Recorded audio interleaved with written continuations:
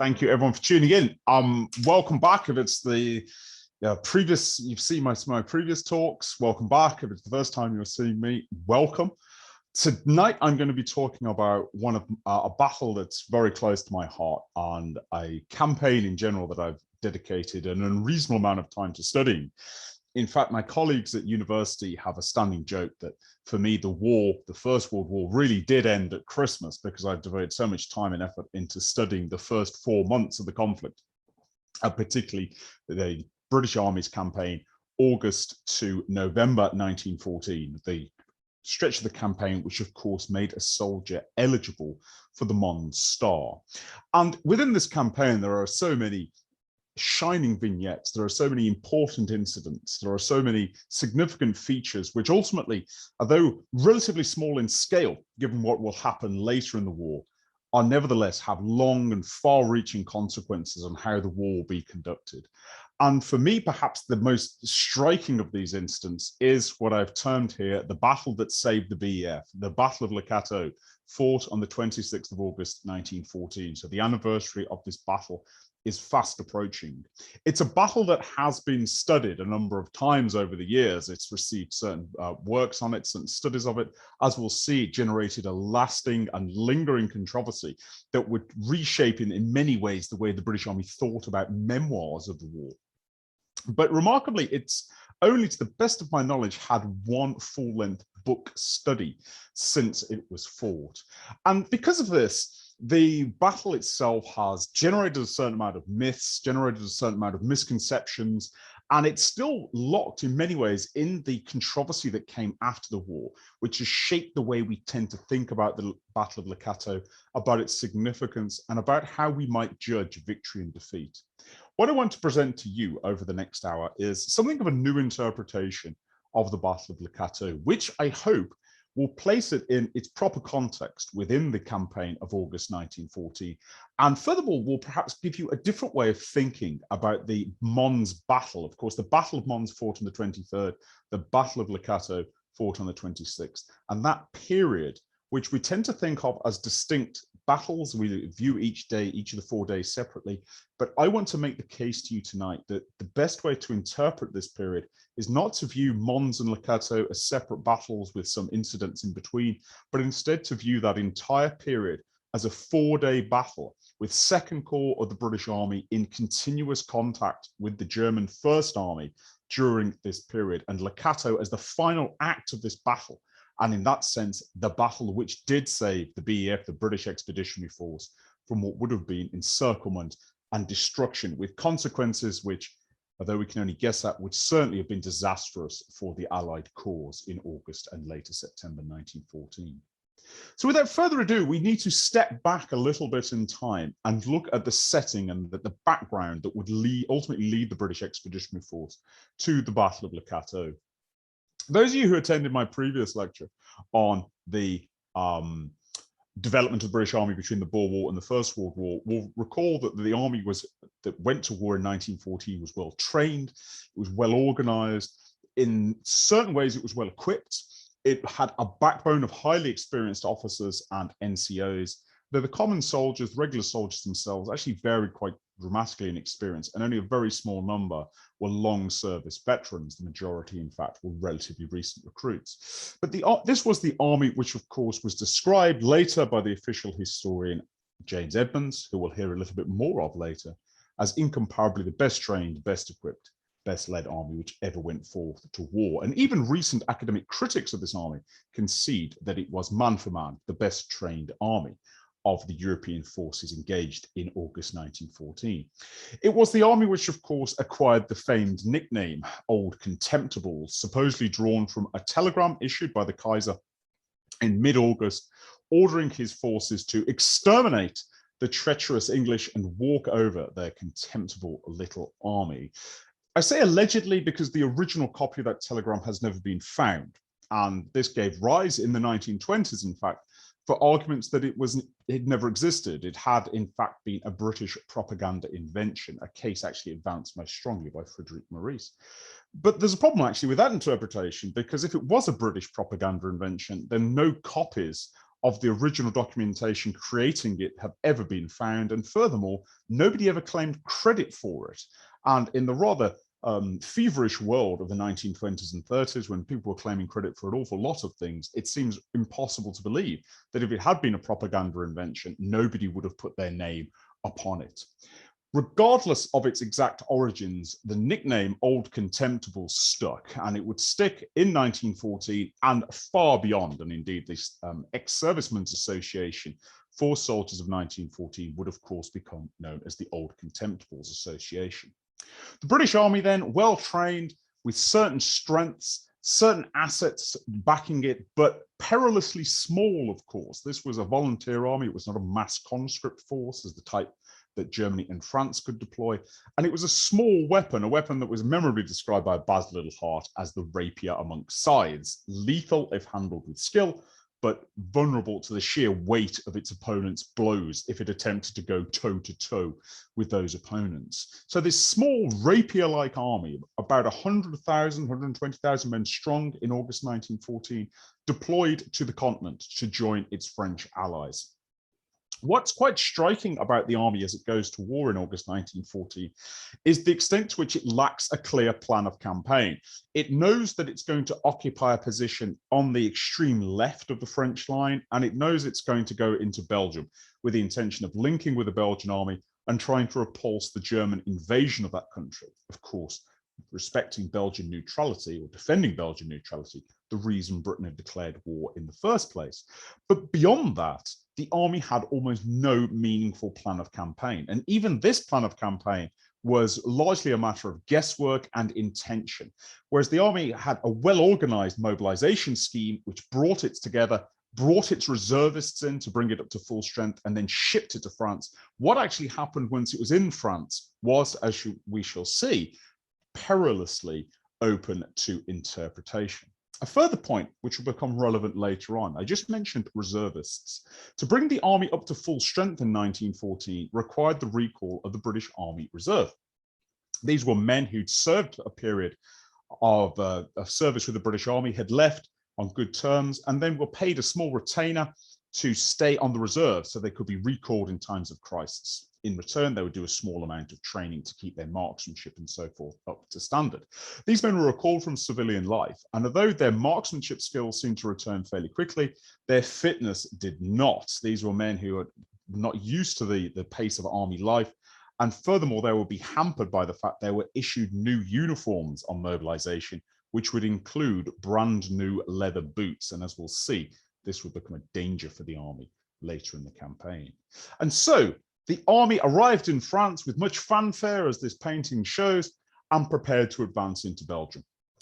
The men who were commanding the army in early August 1914 were these three figures. In the center, we have Field Marshal Sir John French, the C&C, the Commander-in-Chief of the British Expeditionary Force, a highly experienced cavalryman who had distinguished himself in the Boer War, commanding the British Cavalry Division during the invasion of Orange Free State and Transvaal. And although it's often, Sir John is often criticized for not having had the experience of commanding large formations at maneuvers, it's often forgotten that of the supreme commanders of national armies in the field in August 1914, he'd actually commanded the largest formation in action, a cavalry division of about 9,000 men, whereas his German opposites and indeed his French allies had only commanded forces of this size in maneuvers. So he did have some experience, and although a controversial character, in many ways a difficult man, some serious personality defects, he was vindictive, he was an inveterate gambler, and he was a terrible womanizer. He also had a certain standing within the army and within the nation, which made him highly respected. He also had that rare thing, the common touch with soldiers. He could speak to soldiers very readily, and they responded enormously well to him. He was a tremendously popular soldiers general, despite his personal flaws and failings. What was going to make his job harder was two things. First, the lack of any kind of plan of campaign, which I've just mentioned. And secondly, the fact that the organization of his army was being created as the war broke out. Prior to the First World War, there had been an expectation in the event of war, the British Army would go to war with 6 infantry divisions and a cavalry division. This had been thrown into the air at the outbreak of war because the Secretary of State for War, Lord Kitchener, had held back 2 infantry divisions, 4th Division and 6th Division, and sent out Sir John with a smaller army, an army, in fact, its infantry reduced by a third, into action, into a dangerous campaign without a clear plan of what they were going to do. And then Kitchener complicated this further by informing Sir John that he was not under any circumstances to A, come under French command, and B, throw the BEF into risky battles that might lead to its destruction or heavy casualties. And so Sir John went to war with pretty severe burdens on his freedom of action. What also made his job somewhat harder was his corps commanders. On the left, we have Douglas Haig, of course, later become famous in the war as the C&C himself. In 1940, he mobilized Aldershot Command, the premier training area of the British Army, and took it to war as a coherent, homogeneous corps, First Corps. He was a friend with Sir John. Indeed, their careers were intertwined in the pre-war era. And in fact, Haig actually had some personal hold over Sir John because he'd given him an enormous amount of money to help Sir John pay off gambling debts. Sir John and Douglas Haig, in 1914 at least, would forge an effective relationship. The other commander, though, was something of a mystery, and this was James Grierson, who was commanding Second Corps.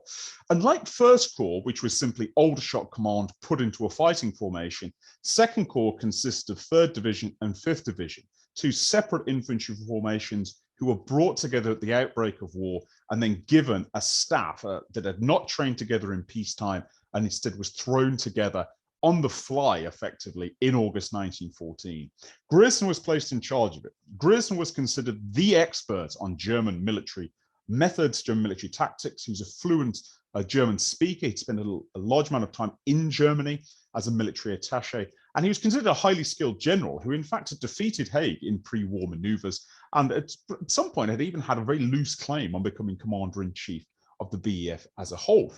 However, in August 1914, Grierson, and this photograph gives you some impression of this, Grierson was seriously overweight, and perhaps even morbidly obese by this stage, a known bon viveur who loved wine and fine dining, traveling towards the front by train in August 1914 during the tremendous heat wave that was gripping France at the time. The strain became too much, and he suffered a fatal heart attack on the 17th of August. 1914.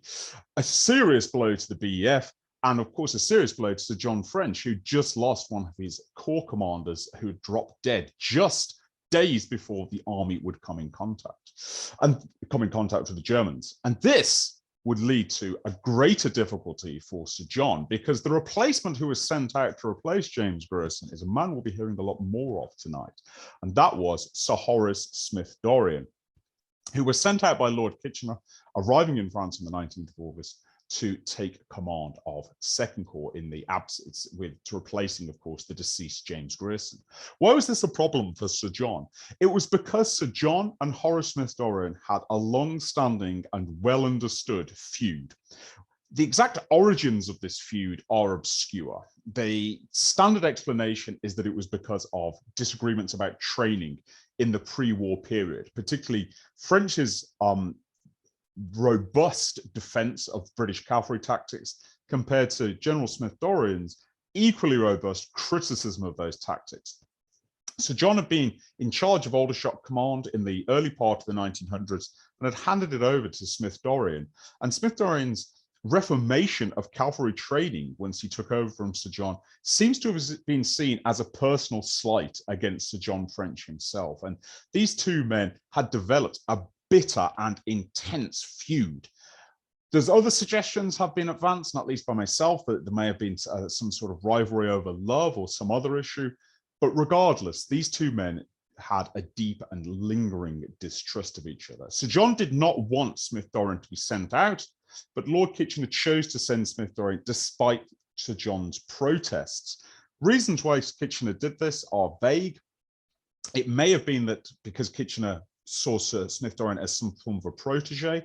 It may have been because this was a standard procedure that Smith-Dorrien would replace Grierson. There's some paperwork that suggests this. Or it may have been that Kitchener wanted to put an independently minded, hard-fighting, experienced general into the post, and Smith-Dorrien fitted that bill.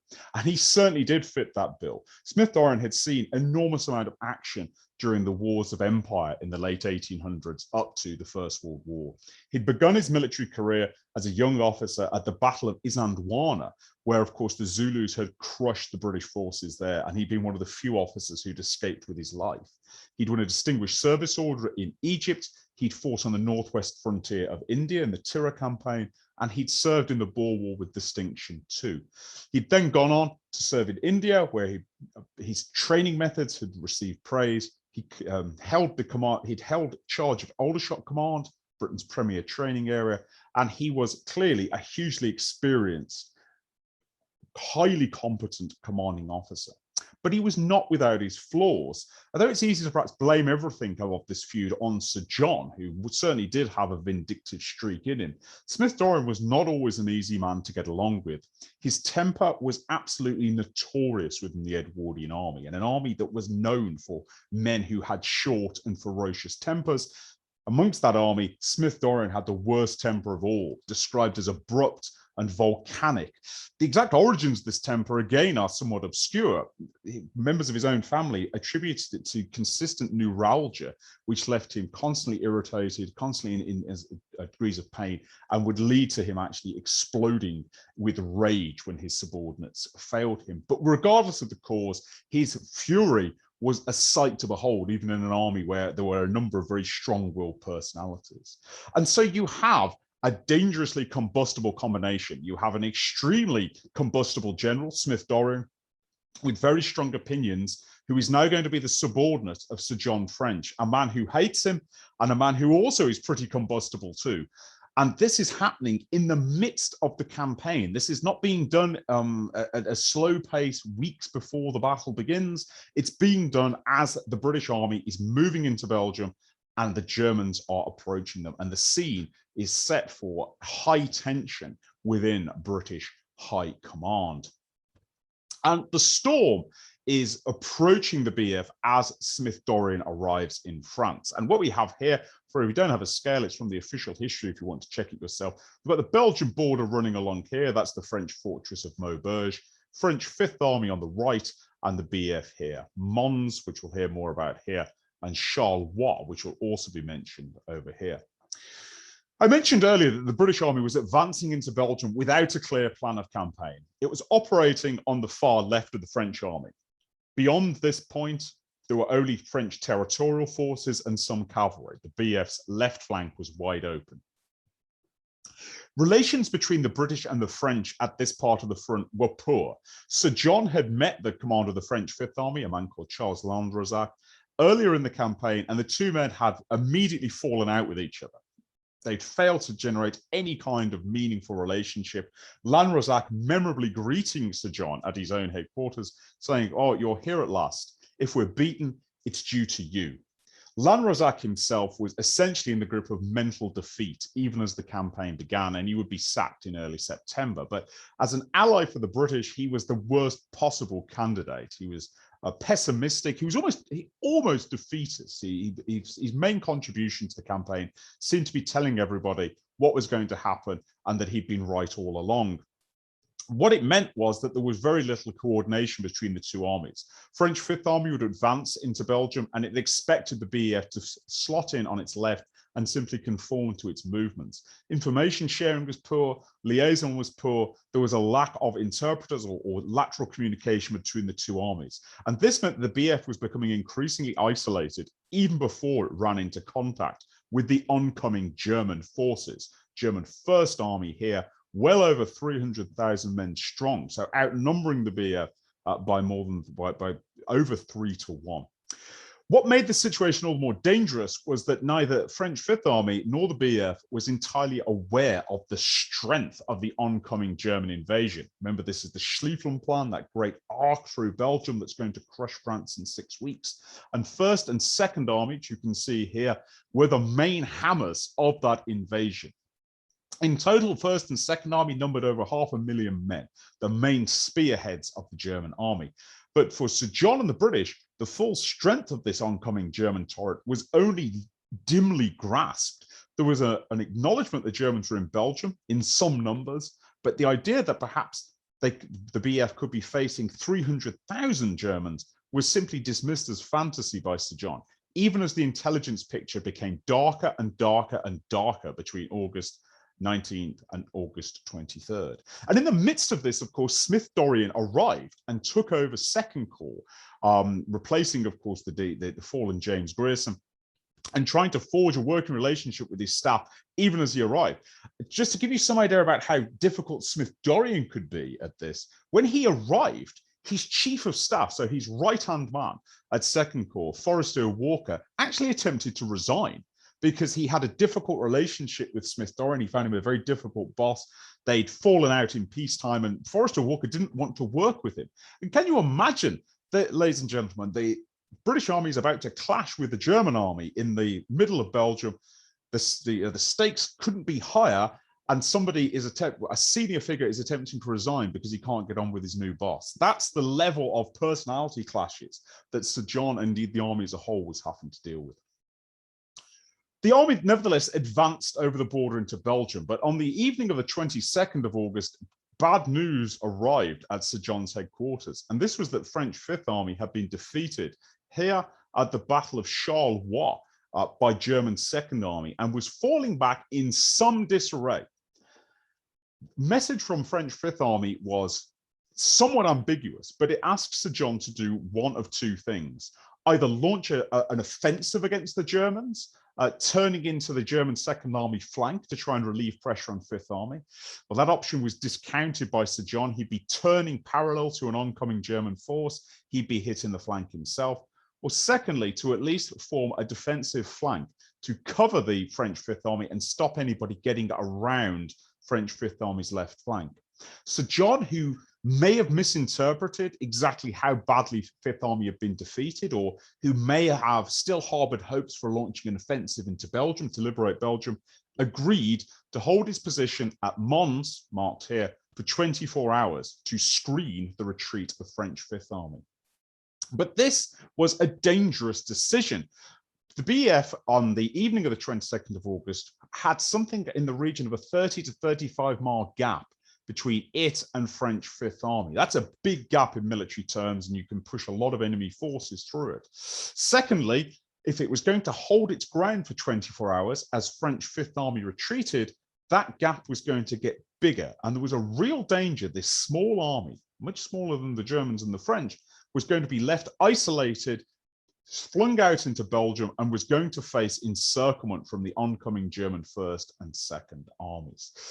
But nevertheless, in the interest perhaps of being a good ally and perhaps not fully realizing the danger that he was in, Sir John French ordered the BEF to halt at Mons, to hold the line for 24 hours, preparatory to falling back to conform with Fifth Army.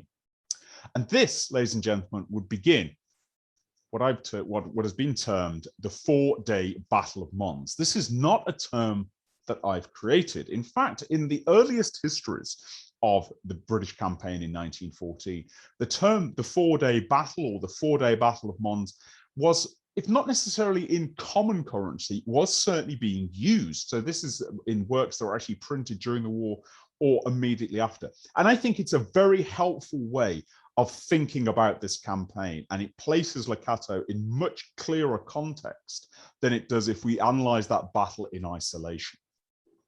The 23rd of August, of course, lends the name 4-day Battle of Mons, because this was the Battle of Mons. Some artwork here showing the Germans attempting to storm the Nimy rail bridge at the Battle of Mons and being repulsed with heavy casualties. Mons was, in comparative terms, a small-scale battle. Germans attempting to force their way across the Mons-Condé Canal, eventually getting lodgements, but suffering casualties and setbacks, and indeed delay as they did so. Fighting was still going on in the town of Mons as the sun began to set on the 23rd of August, and the armies reached the point where they effectively ceased fighting because it had become so dark. But it set in train a dangerous series of events. By the end of the 23rd of August, any of Sir John's hopes and dreams he may have had about continuing the offensive into Belgium had gone. British intelligence had identified multiple German divisions attacking the British line at Mons. indicating that the British were under very heavy attack from a much larger force than Sir John had been willing to acknowledge faced him. So Sir John was being hit very hard from the front, and he was also aware, of course, there was now a yawning gap between his right flank and French Fifth Army's flank. French Fifth Army had fallen back during the day, while the BEF had held. Knowing he was now faced by this vast army with his flanks in the air, Sir John realized he was in an extremely dangerous position. And on the evening of the 23rd of August, he ordered the British Expeditionary Force to begin to fall back. A word on Smith-Dorrien at this point. It was Smith-Dorrien's Second Corps that had borne overwhelmingly the brunt of the fighting at Mons. Haig's First Corps had only seen some limited action. So Smith-Dorrien's First Corps had fought the main battle of Mons and was now going to be in constant contact with the Germans, beginning at Mons and continuing, of course, for the next 4 days.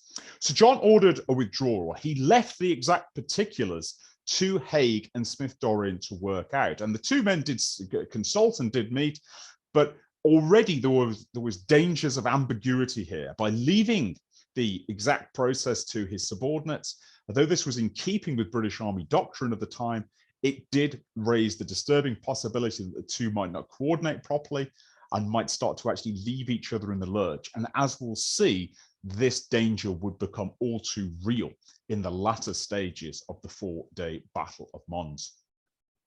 The orders went out on the evening of the 23rd of August to fall back. These orders were relayed to Second Corps actually in the early hours of the morning. One of the problems, and this speaks of the difficulties of communication in August 1914, one of the problems that Second Corps had was there was no direct phone line between Second Corps headquarters and GHQ, where Sir John French was based. And so Forrester Walker, the Chief of Staff of Second Corps, actually had to travel to the headquarters and back again, a 35-mile round trip undertaken at night on unfamiliar roads whilst the British Army was in contact with the enemy, a dangerous proposition and one that nevertheless he carried out. This meant that the Second Corps only began to get its orders to retire at around about 2 a.m., 3 a.m. on the 23rd, 24th of August.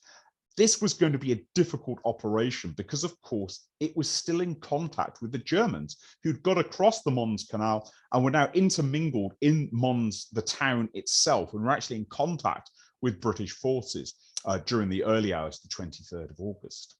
And this leads to the second day, day 2 of the 4-day Battle of Mons, which I've termed rearguards and retreat. Simply ordering the army to fall back was no easy matter. Second Corps in particular had a host of problems, whereas First Corps could fall back in relative safety because it was not in close contact with the Germans. Second Corps could not. It had to fall back, drift away from the Germans under cover of darkness and start to move back. Of course, the Germans, as they realized the British were falling back, pressed much harder. And this led to sharp and bloody rearguard actions on the 24th, as the Germans attempted to encircle the BEF and stop it falling back and to press in on it. And Second Corps held a number of rearguard positions and fought some bloody and stiff rearguard actions, no more famous perhaps than the one pictured here, the rearguard action at Ordrenny, really a flank action with Smith-Dorrien throwing out forces onto his left flank to stop the Germans swinging round. Remember how open the BEF's left flank is, where a mixed force of infantry, cavalry, and artillery tried to hold off a German assault that was attempting to swing around and cut off Second Corps' retreat.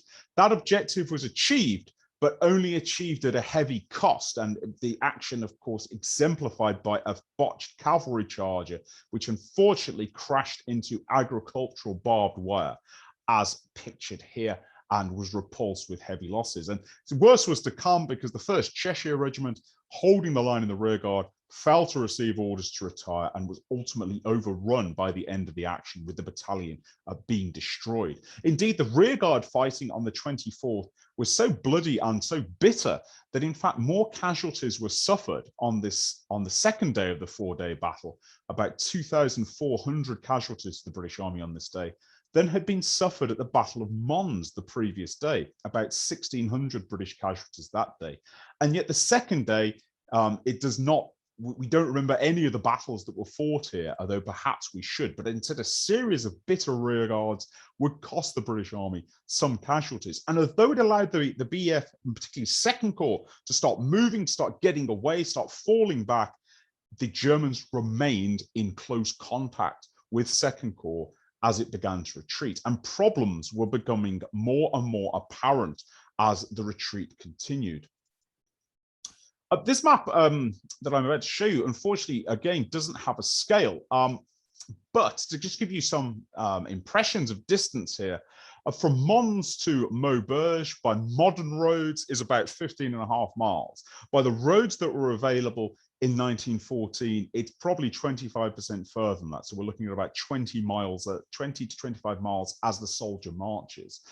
From Bavai, which is just to the south of Mons, to Le Cateau, which is where the army will be going, is about 17.5 miles by modern roads, but again is about 25 miles by the roads of 14. And indeed, the full run from Mons to Le Cateau, where our story is going to continue, is by modern roads about 33 miles. By roads of 1914, it's closer to 35 or perhaps even 40, depending on the route you take. The BEF was falling back from Mons. Sir John briefly considered retreating into the fortress here. This is a French fortress of Maubeuge. By standards of 1914, it was greatly outdated, and if the BEF had gone into that fortress, they'd have been strangely trapped there and destroyed. And so Sir John actually declined doing that. Instead, he ordered the BEF to continue its retreat, heading further south. French Fifth Army was over here with a view to just maintaining its position with French Fifth Army. What's not marked on this map, but which would become a serious problem for the BEF's retreat, is that in this region I am circling with my mouse here is the forest of Mormal, a vast tract of woodland that sat astride the BEF's retreat route. In the scorching August heat, in the pressure of campaign, it was deemed that retreating through the forest would be impossible, that the roads in the forest would not take the traffic that would be traveling with the BEF. And so for that reason, the ill-advised but perhaps unavoidable decision was made that the BEF would have to split. Douglas Haig would take his First Corps to the east of the forest and ultimately end up down here at Landrecies, of which we'll hear more of in a moment. Smith-Dorrien would take Second Corps and would head down a Roman road which ran down the westerly side of the forest of Mormal, heading towards the town of Le Cateau. This splitting of the BEF perhaps could have been avoided. There's some argument the BEF could have retreated through the forest of Mormal. It seems very easy in hindsight to say that, but in the pressures of campaign in August 1914, splitting the army seemed like the best option.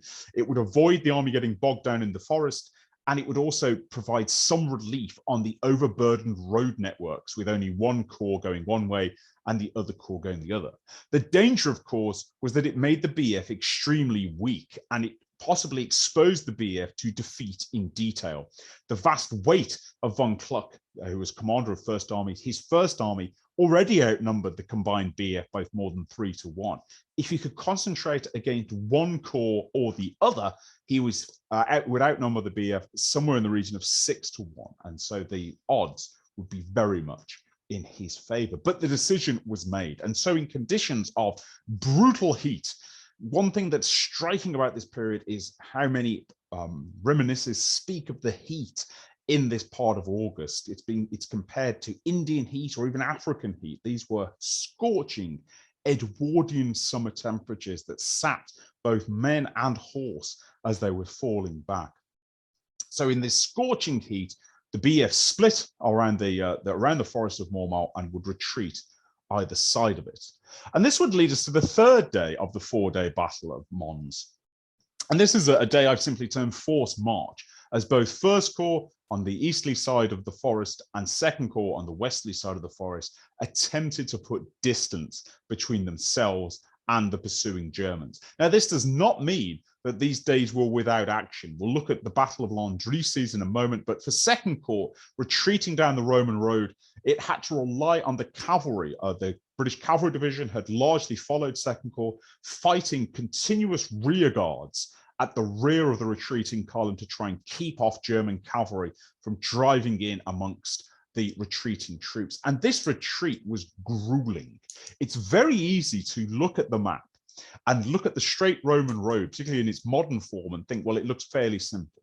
It's possibly even easy to drive down that road and say, well, actually, this is quite pleasant countryside. I don't see the problem. In 1914, of course, these were hard cobbled roads, brutal on soldiers' feet and wearing on horseshoes too. The retreat was being undertaken under grueling temperatures, which I've already mentioned. And to make things even harder and so much worse for the BEF, the Roman road, was packed with Belgian and French refugees, what one officer referred to as a dusty torrent of misery. Men, women, children, and the elderly, all on the move, all fleeing from the German invasion. And these civilians, of course, became intermingled with the soldiers. They slowed the soldiers down. They caused traffic jams. And of course, they greatly upset and demoralized the soldiers, because seeing these civilians being left behind or in distress was clearly very dispiriting as the soldiers tried to move on, move past them. Traffic jams, as wagons became ensnared or people collapsed on the road, slowed down the march. And on the conditions of 25th of August 1914, some units in Second Corps covered staggering distances. The average distance covered by British battalions on the 25th of August was about 25 miles. Pretty stiff marching in these kind of temperatures. Some battalions did over 30 miles. Now, that is a tremendous pace in the conditions they were facing. But remember, of course, that a large proportion, perhaps as much as 60% of the BEF, are reservists, recalled from civilian life, not as fit and as hard as full service soldiers, and burdened, of course, by newly issued boots. And this period, particularly this day, wrought havoc upon these reservists. Remember, they've been fighting and marching now. This is their third day of fighting and marching in these tremendous temperatures. Straggling, dropping out, men simply collapsing with exhaustion. They simply couldn't go on anymore. Other accounts talk about soldiers with bleeding feet, the blood simply pouring out of their boots, men marching barefoot because they simply couldn't wear the boots anymore. They put the boots around their neck instead. Equipment being abandoned, anything that can make you lighter, make it a little bit easier to march. This was a trial of absolute endurance. And to add to the brutal experience of this, as the afternoon gradually turned into evening, the enormous summer heat finally gave up its promise, and that promise was an enormous thunderstorm. This thunderstorm would rage over Second Corps throughout the evening and into the early hours of the morning. So you've got a combination of brutal heat, then tremendous and grueling downpour atop you. And this army, this Second Corps, marching with the Germans in very close pursuit behind them, constant gunfire in the rear of the column, mixed in with refugees. This was one of perhaps the hardest days of marching the British Army has ever had in its history. And to add to the pressure, German First Army was now solely concentrating on Second Corps.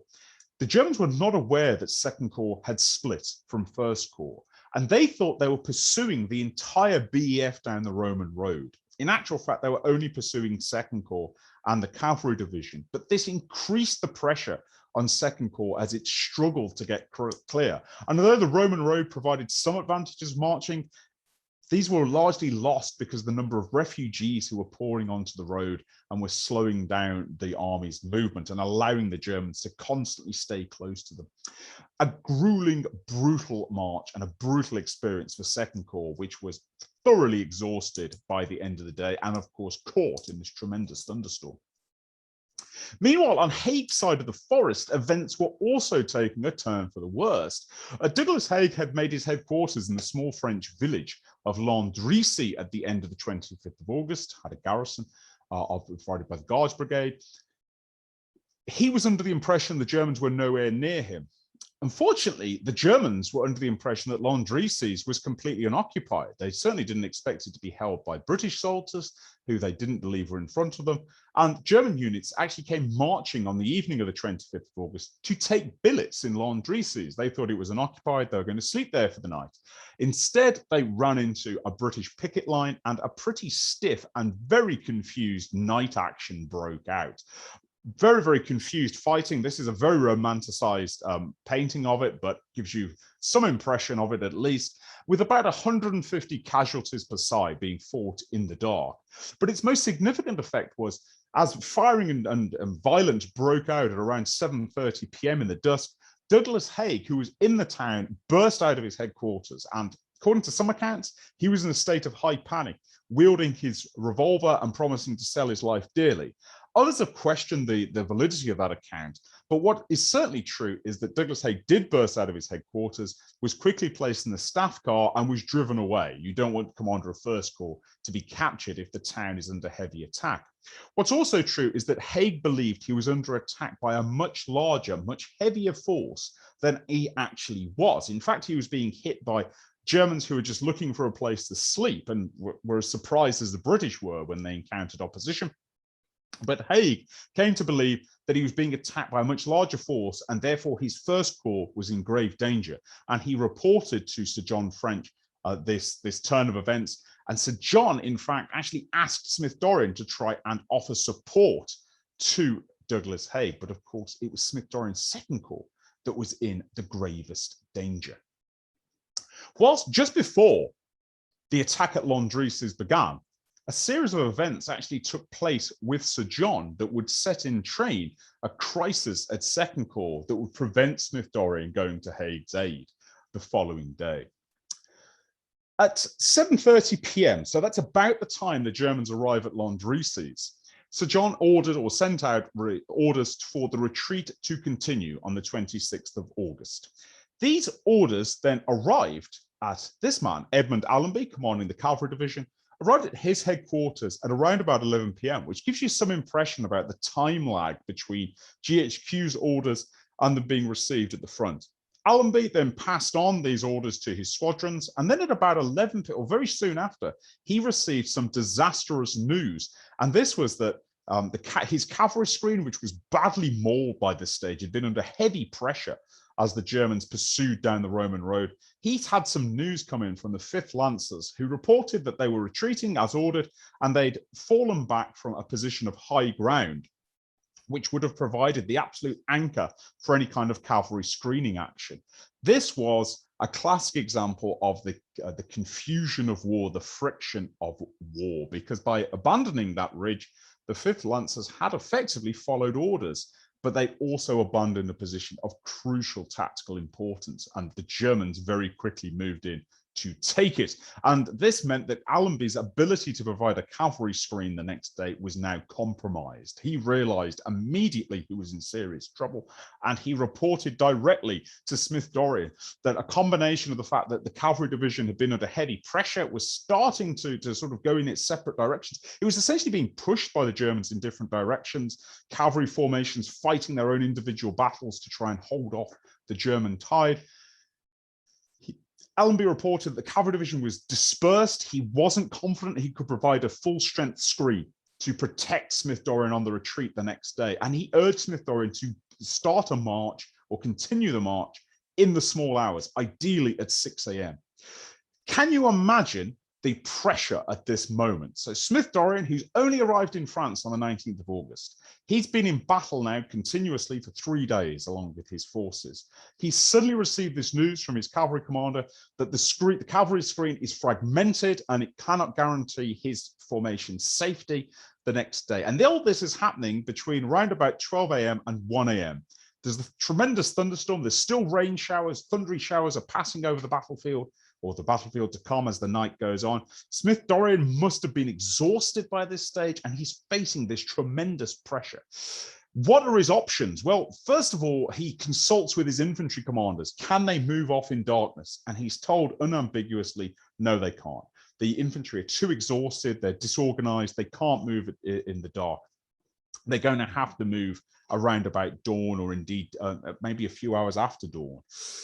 So the infantry can't march, the cavalry can't protect them on the march. Smith-Dorrien now has an option. He could just march as soon as he can, whether that's 7 a.m., 8 a.m. or 9 a.m., and just try and get away.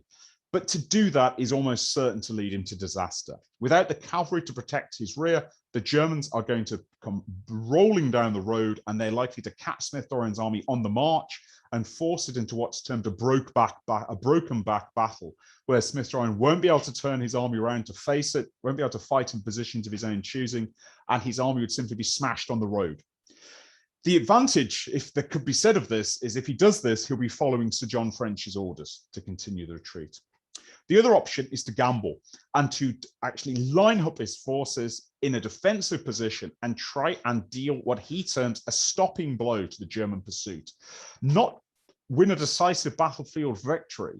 Smith-Dorrien recognizes that's not going to be possible given the numbers involved. But if he can stop the German pursuit, inflict a stinging enough blow that the Germans stop chasing him and give him some room to maneuver, give him some opportunity to escape and put distance between Second Corps and First Army, then that's all he's asking. The odds, of course, of actually succeeding this are very, very grave because Smith-Dorrien's greatly outnumbered. His flanks are high in the air. Second Corps is exhausted. It's been fighting. It's fought the Battle of Mons. It's had rear guards on day 2. It's been marching all day 3. And now it's trying to turn and fight a battle on day 4. But he decides, he makes this proposal to his commanders.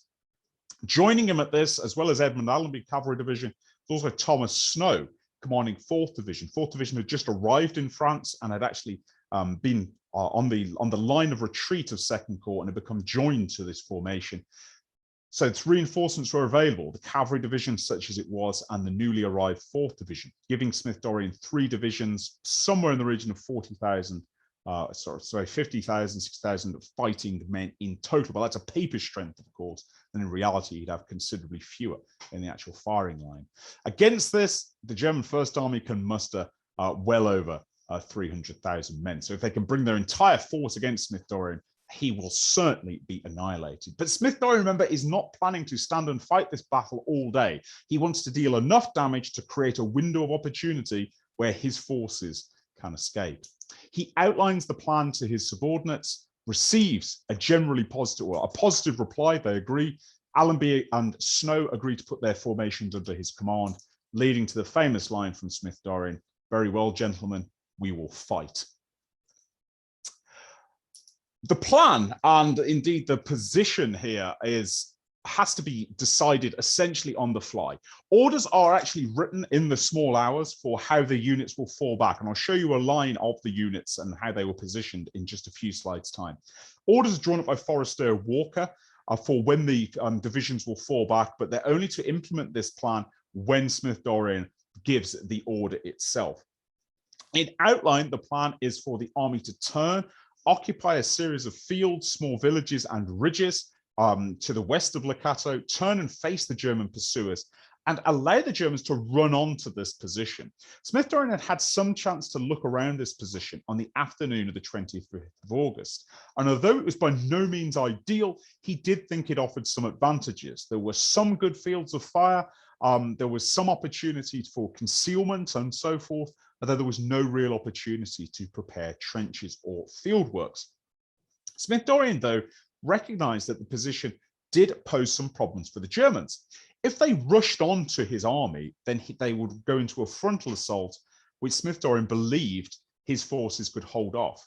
If the Germans waited and tried to encircle him or tried to maneuver around him, that would buy time that perhaps Smith-Dorrien could then use to actually fall back and dummy the Germans into preparing an attack before retreating in front of them.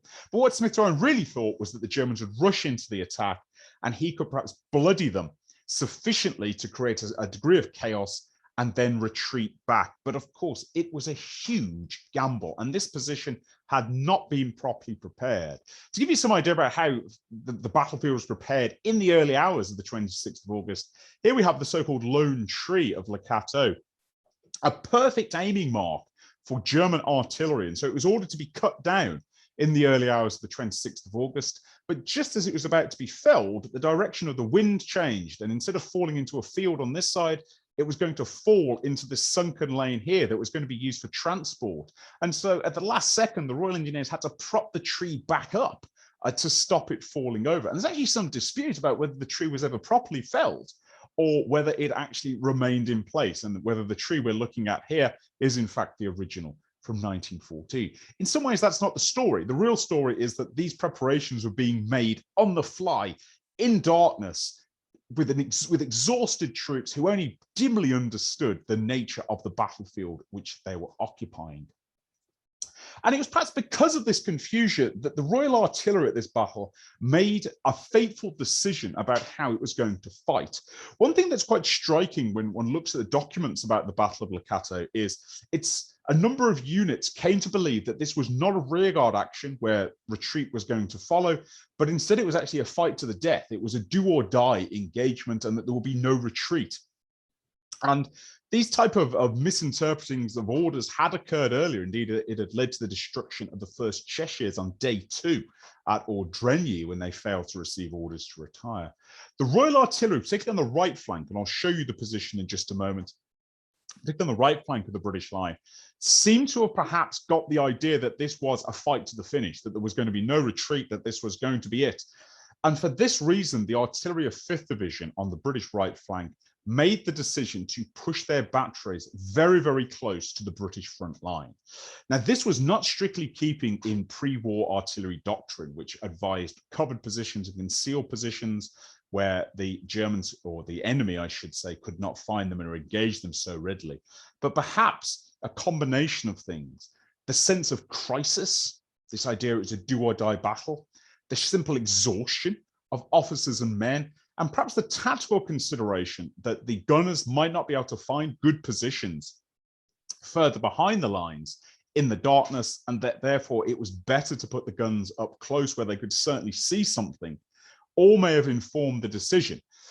Regardless, the decision was made that most of 5th Division's artillery would go very close to the front line. And this would certainly allow them to provide a lot of fire support for the infantry in the front line, but it also put them at huge risk. They were clearly visible to the Germans. They'll be prime targets for counter-battery fire, that's German artillery fire against them. And indeed, they'd actually become targets for infantry fire as well. Rifles and machine guns would engage them as the battle went along. And the wisdom of this decision ultimately may be doubted, and perhaps it owed something to the credo of the Royal Artillery of this day, which was the greater the difficulties of the infantry, the closer should be support. The closest should be the support of the artillery. And that credo may have been taken very literally by the artillery at Le Cateau. Interestingly enough, 3rd Division and 4th Division, which I'll show you in a moment, did not follow this policy, and most of their guns were actually kept in concealed positions further behind the lines, as artillery doctrine stated. Regardless of the exact reasons for this decision, what is certainly true is it would cost the Royal Artillery dearly at this battle and would make it something of an artillery legend in subsequent years. So let's take a quick look at the British position here. About 9 miles from Le Cateau to Esnes, the extreme left of the British line, we have British 4th Division here, British 3rd Division in the centre, and British 5th Division on the right. And of course, 5th Division is where the artillery has gone into the front line. 3rd Division in the centre and 4th Division on the left, artillery further back. On the extreme left of the British line was actually a French cavalry corps under General Sir Horace Smith-Dorrien, which had been having a very peculiar war up until this point. It had been careening around rather like a pinball, trying to find a position, trying to link up with things, but actually ended up by happy accident on the left flank of the BEF on the day of the battle and cooperated with the BEF as best it could, screening that left flank with its devastating French 75mm guns and preventing the Germans from lapping round. But on this flank, it was almost entirely open. Smith-Dorrien had some hope that Douglas Haig would come and actually march First Corps and cover the high ground here, because there is high ground here. But of course, Haig was in a state of disarray following the Battle of Landrecies and thought he was in severe danger. He was not going to march to Smith-Dorrien. He thought Smith-Dorrien should march to him. And so Haig's First Corps would play no role in this battle. And this meant that 5th Division here was going to be in grave danger as soon as the Germans discovered this open flank and began to lap around it. The battle actually began in almost as soon as dawn broke. German cavalry initially riding onto the battlefield on the left and surprising 4th Division and inflicting some sharp casualties here. But more significantly for the longer term results of the battle, a vast mass of German artillery unlimbered in this region. Clear view of British 5th Division here, occupying a position known as Suffolk Hill, held by the 2nd Suffolks, pushed forward into the line, crucial high ground that had to be defended, but cruelly exposed to this German artillery concentration, which rained fire onto the British right flank for 4 hours between 6 a.m. and 10 a.m., smashing trenches such as they were, pulverizing the British artillery it could see, and concussing the infantry with shell blasts and shrapnel showers. The German infantry attack only began in earnest on the right flank around about 10 a.m. And the initial frontal assault was actually fought to a standstill by the British line here. German infantry regiments going into the initial attack, suffering about 25% casualties and being stopped well short of the British line. But the Germans continued to attack, and more German forces started to lap around the flank. Le Cateau itself, not defended by the British, was occupied by the Germans in the early part of the morning. And as you can see from this map, German forces started to lap around the rail line here along high ground and started to pour enfilade fire into 5th Division. So shells were pouring in from the front, bullets and machine gun fire from the flank. And one enterprising German machine gun team even got their machine gun into the church steeple of Le Cateau itself and started firing into the British position until the steeple was destroyed by a direct hit from a Royal Artillery gun. This pressure on 5th Division mounted and mounted and mounted from 10 a.m. onwards. And by about midday, the position was becoming decidedly critical. In the words of 5th Division's commander, Charles Ferguson, the division was beginning to give way, which in the euphemistic language of the day meant that men were starting to fall back. There was a growing sense of panic. Wounded men were being escorted by more and more unwounded men. Soldiers were drifting back. There was a sense the division was on the brink. At this point, Smith-Dorrien actually rode forward to consult with Ferguson, passing underneath shrapnel bursts that fortunately left him unharmed, and told Ferguson to hold on a little longer, just hold on a little longer. And Ferguson was not at all enamored with this idea. He actually suggested to Smith-Dorrien it would be better to launch an all-out counterattack to try and do as much damage as possible before the position was overrun. But Smith-Dorrien told him to hold on a little longer, buy us a little more time. And so Ferguson did. The order to actually retreat, the order to start falling back by division, 5th Division first, 3rd Division second, and 4th Division last, only arrived at Ferguson's HQ at around about 2 p.m. And by now, extracting these forces was going to be a grave danger because the Germans were well around the flank. They were pressing in on the front as well as attacking along the line here. And this, of course, leads to some of the most striking moments of heroism at the Battle of Le Cateau. Remember, the Royal Artillery had gone forward to support 5th Division and had fought remarkably hard during the battle. Although a number of guns had been disabled, either due to casualties to their detachments or direct hits to the guns themselves, the guns that survived fought with astounding bravery during the German infantry assaults and fired off an enormous amount of ammunition, which gives some impression about how much they could continue their fire, even when being hit by German shells from the front and German machine guns from the flank. But as the order came into fall back, a real problem emerged, and that was that the guns were isolated very far forward with Germans on their front, and in some cases even on their flanks, and in some cases even behind them. Bringing the horse teams up to hitch up those guns and gallop clear was going to be a Herculean challenge. And sadly, for many of the gun teams that tried to gallop forward to retrieve their guns, it proved too much. Horses and crew being mown down by German bullets. In some cases, we hear of German infantry seeing the horse teams galloping forward to try and retrieve the guns. German infantry actually waving their arms, trying to tell the British to turn back. But of course, there was no turning back, and the detachments rode forward to try and retrieve their weapons. In the process, of course, VCs were won. 3 Victoria Crosses were won by volunteers who retrieved howitzers from 37th Howitzer Battery. 3 of 5 Victoria Crosses won during the battle. One of the other Victoria Crosses won by an infantryman for protecting guns as well. But ultimately, the BEF could not extract its guns, and 36 were left on the battlefield. The commonly quoted figure is 38 guns lost at Le Cateau, but as my MA student Vern Littley has proven beyond doubt, that figure is wrong.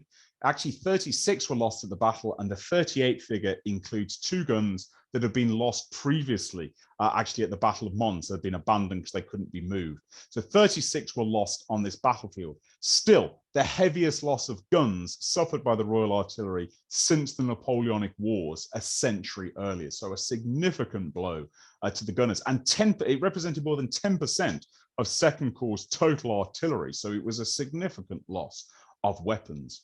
Furthermore, some infantry units never received the order to retreat, notably the 2nd Suffolks, right at the front of 5th Division's position, clinging on Suffolk Hill, supported by Garland's Southern Highlanders and men of the Manchester Regiment, never received the order to fall back. They remained on that position, fighting on essentially until they were overrun at around about 6 p.m. Similarly, in the center of the line, the 1st Gordon Highlanders did not receive orders to retire. No, it never received orders to retire, fought on until darkness, attempted to retreat through German lines, but were intercepted in the small hours and were lost. But the sacrifice of particularly the soldiers at Suffolk Hill was not in vain, because they drew a disproportionate amount of German attention, which allowed the rest of Second Corps to fall back and escape.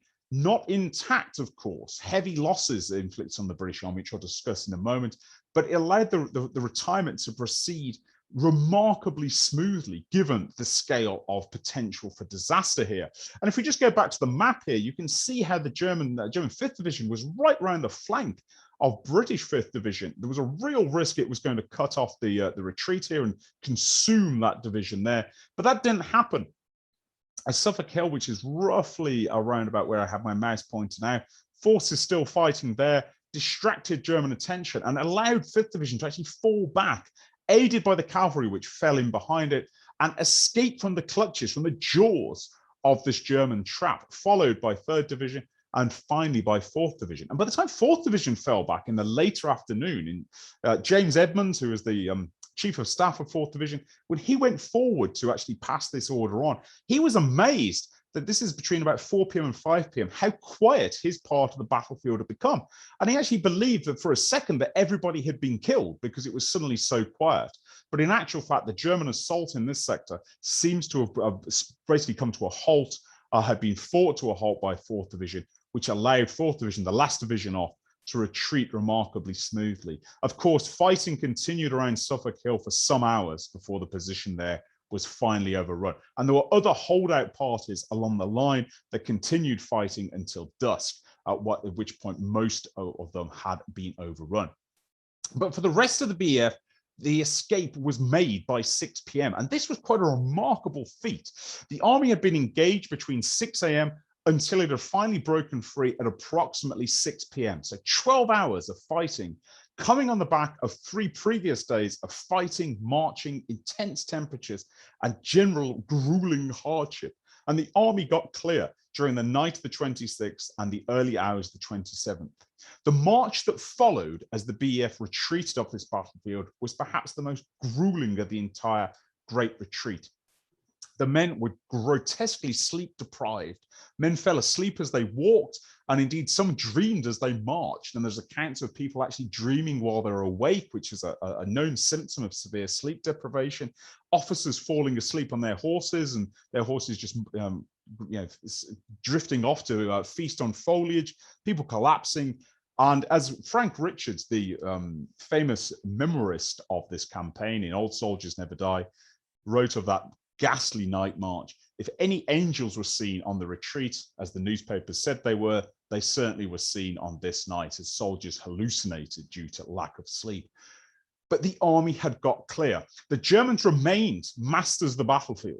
And von Kluck, commander of the German First Army, thought he'd crushed the entire BEF. He actually reported back he'd fought the entire BEF plus several French divisions and had destroyed them all. And part of the reason he believed this was that he'd captured all this artillery, 36 guns. He thought that his assault must have gone straight through the British line and overrun the British gun line. In fact, of course, these had been guns overwhelmingly on the right flank, where they'd been trapped in the front line to start with. And the Germans completely lost touch, or effectively lost touch, with the BEF after the Battle of Le Cateau.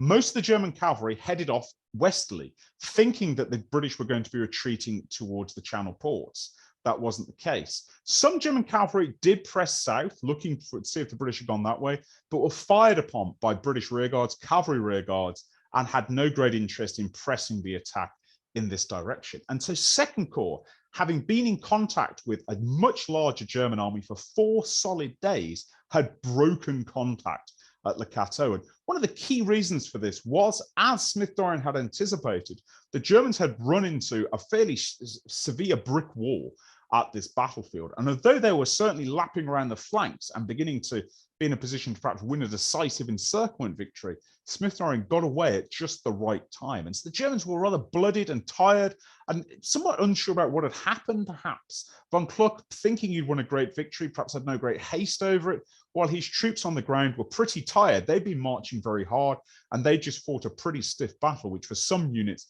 had resulted in pretty significant casualties as well, and they were in no great position to retreat. Second Corps had done what some had thought was impossible. It had turned, it had fought, and it had escaped. And crucially, it had finally broken contact with its pursuers, and German First Army would not get in contact with Second Corps again for the remainder of this campaign. Of course, the campaign did continue, and we have here a map illustrating the Great Retreat. So we've got Mons here, where the campaign started, Le Cateau, right the way down to Mons and the Marne and the gates of Paris. The total distance of the retreat from Mons, about 135 miles as the modern car drives, but well over 200 miles as the 1914 soldier marches. It was the longest continuous fighting retreat, or successful fighting retreat, I should say, the British Army had carried out to this point in its history, and it was only surpassed by the retreat from Burma in 1942. What's significant about this is, of course, without the Battle of Le Cateau and the breaking of that contact with German First Army, this retreat would have been impossible. And remember, it was not simply a retreat, because wars are not won by great retreats. What was significant was that the BEF, for all its hardships, was able to turn at the Battle of the Marne alongside French forces and counterattack and play its own role as the bridge between French Fifth Army and French Sixth Army at the Battle of the Marne, and throw back the German invasion at the gates of Paris, a decisive victory which ultimately reshaped the entire war on the Western Front. And to be able to do that, to undertake a fighting retreat of 200 miles and then turn and conduct an offensive battle in turn, is quite a remarkable feat of arms, and one that I think we shouldn't underestimate. And of course, the consequence of the Battle of the Marne, although overwhelmingly, of course, a Franco-German battle, should not in any way be underestimated. The title, The Miracle of the Marne, is, of course, well-deserved. And this was only possible by the fact that Smith-Dorrien had been able to fight the Battle of Le Cateau and break contact with the pursuing Germans. Desperately hard fought, though. Official British casualties, 7,812 killed, wounded, missing, or prisoner. Modern scholarships actually suggest that figure is a little too high, and that the total casualties are probably close to 5,000. The discrepancy made up for the fact that some men have become lost and would later rejoin their units, or some men have become jumbled with other units, and the full casualty figures were rather inaccurate. Regardless, that doesn't sound that many when we consider the vast scale of battles that were happening elsewhere on the front. For a small army like the BEF, and considering these casualties are hitting Second Corps almost in its entirety, these are significant in percentage terms. German casualties, not so clear. Estimates range from anywhere from about 3,000 to 9,000. The lack of German archival paperwork was destroyed in a bombing raid in the Second World War, make it impossible to verify. But the casualties, both British and German, do not tell the full story. The full story here is that the British are being engaged in a 4-day battle from Mons to Le Cateau in conditions of extreme danger, flanks in the air, greatly outnumbered, separated from their allies, and in a position where it was eminently possible the British army could be overwhelmed and destroyed, with consequences we can only guess at politically and strategically. And yet Smith-Dorrien's conduct of the campaign from Mons to Le Cateau had not only kept his own Second Corps intact, it had ultimately broken contact with a much larger pursuing German force. And this was no mean feat of arms. And it was, in my opinion, the battle that saved the BEF. Not everyone saw it this way, though. Sir John French was appalled by what had happened at Le Cateau. Initial reports of the very battered state of Second Corps were probably accurate on the 22nd of August, but Second Corps recovered itself surprisingly quickly as the days continued and was in much better fighting trim by the 28th and 29th of August than it had been on the 27th. And Sir John himself actually inspected Second Corps at this time and was quite impressed by what he saw. But some part in Sir John's brain never quite got over the idea that Second Corps had been mauled at the Battle of Le Cateau, and he never forgave his subordinate for it. In early 1915, Sir John told Haig that he'd wished he'd court-martialed Smith-Dorrien for ignoring the order to retreat on the 26th of August, on the evening, I should say, the 25th of August. As we've just seen, it was impossible for the Smith-Dorrien to retreat. If he'd blindly followed Sir John's orders, then he'd have been caught on the march and he'd surely have had his army destroyed. His decision to stand and fight was a gamble, but ultimately it was a calculated gamble that ended correctly. But Sir John never saw it this way.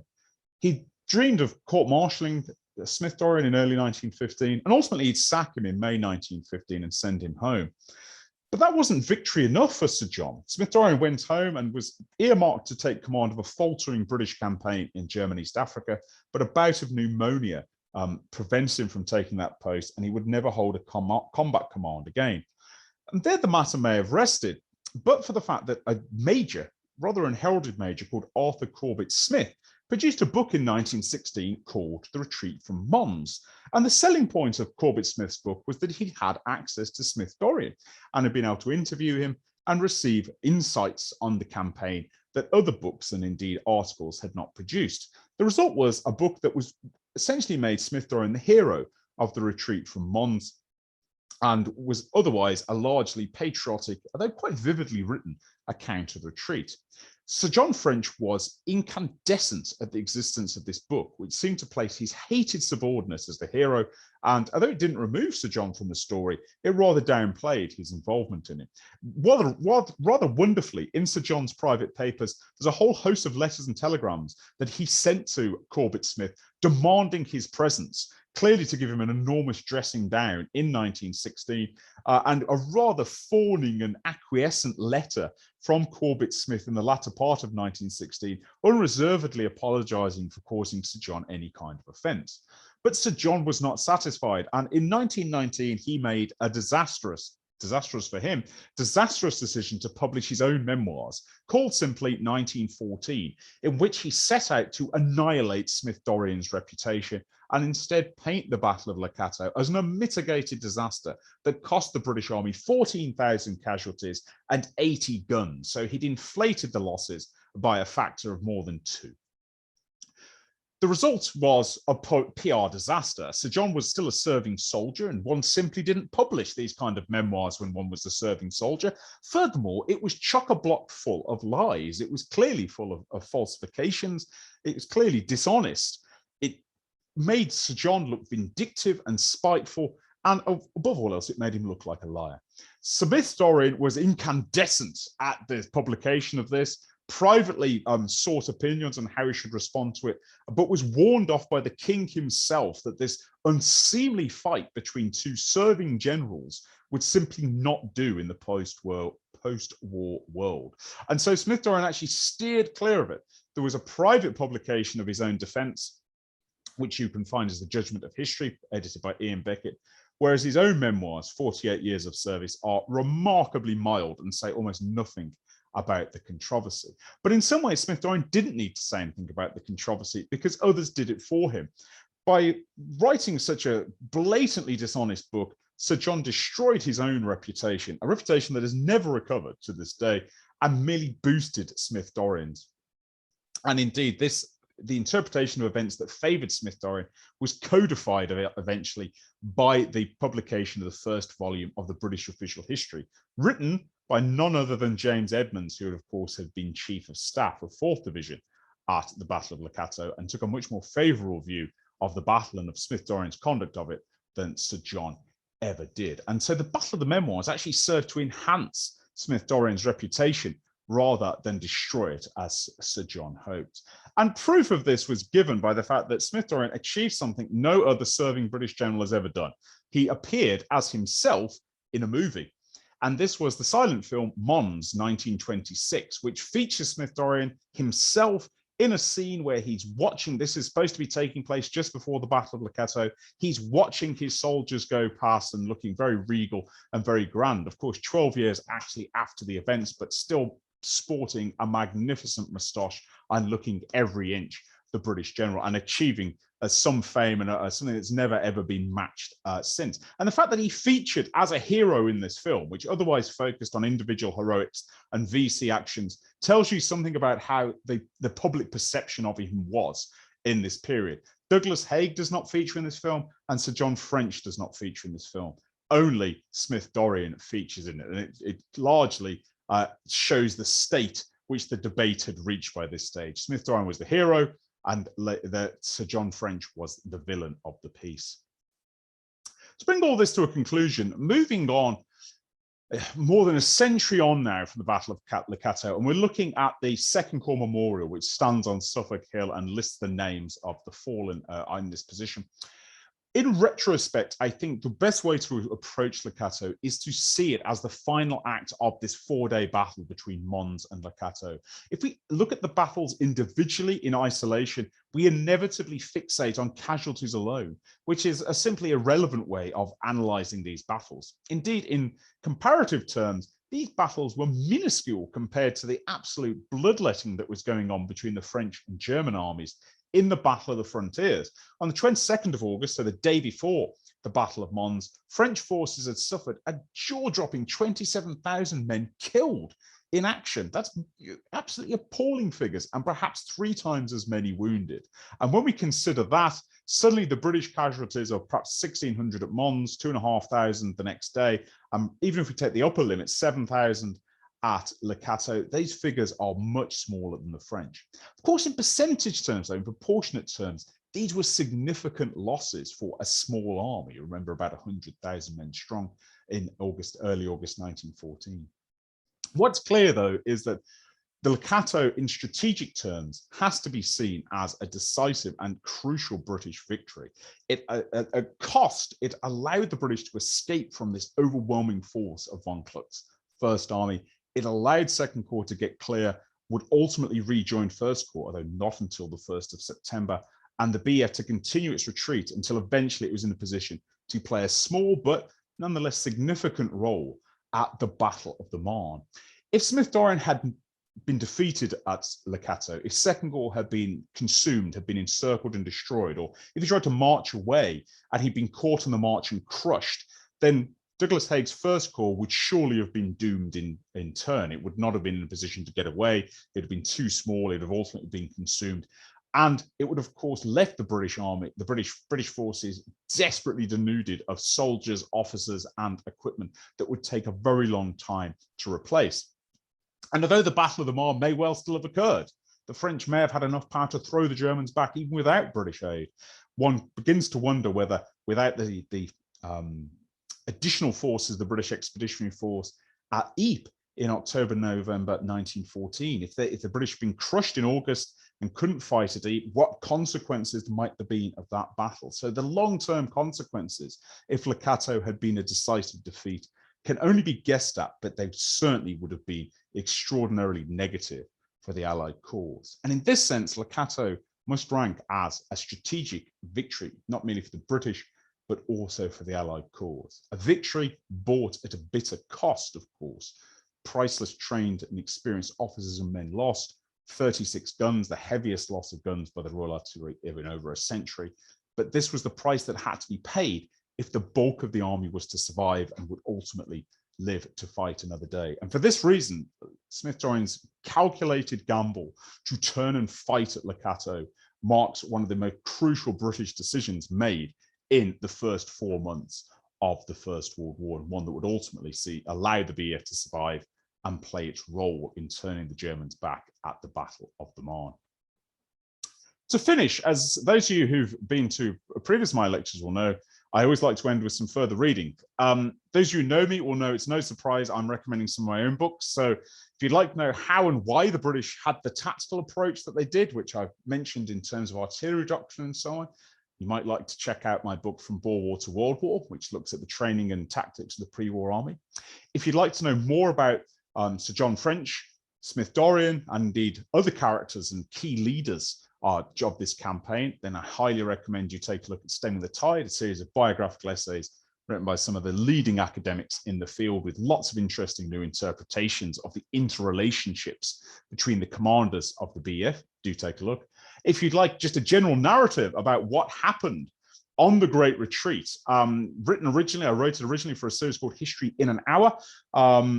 It takes you perhaps a little bit longer than an hour to read, but it's a 96-page brisk narrative account of the Great Retreat of 1914 from Mons to the Marne. So if you're looking for an overview of it, I might point you in that direction. And if you'd like a sense of what it was perhaps like to be a soldier on the retreat, you could do no better than consult There's a Devil in the Drum by John Lucy, who was a teenage Irish corporal with 3rd Division, part of 2nd Corps on the Great Retreat, saw action at Mons, fought through the 4-day battle, saw significant action at Le Cateau, and endured a harrowing night march, of course, the following night. Vivid and moving descriptions of the campaign.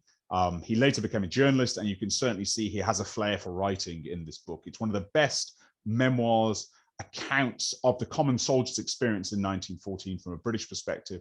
And so I highly recommend it. And of course, if you're really keen, why not read all 4? It's the summer after all. Take them out with you into the garden and have a read. Otherwise, I thank you very much for your attention, and I'll be really happy to answer any questions that you might have now. Thank you. Spencer, that was absolutely fantastic. Really fast-paced, compelling presentation, which I thoroughly enjoyed. I know everybody else must have enjoyed. So just to show our appreciation in the usual way, if you'd like to raise your hands electronically as a silent round of applause, that would be fantastic. Whilst we're listening to that silent round of applause, I can confirm, Spencer, that that's been a record audience. So, that's another milestone there for us collectively. So well done, everybody, for joining us for what I think has been a superb evening. If anybody wants to watch anything to do with this, there is, of course, the WFA's virtual tour that we did some months ago now, the Fighting Around a Treux, which was done by in our partnership with Dan Hill's virtual battlefield tours. WFA members can see that on the Western Front Association's website. Just click through to virtual tours. Let's have some questions. So I know we already had, incredibly enough, 15 or 16 questions during the course of your talk, and that's now doubled, or in course of doubling. So we're not going to get through all the questions.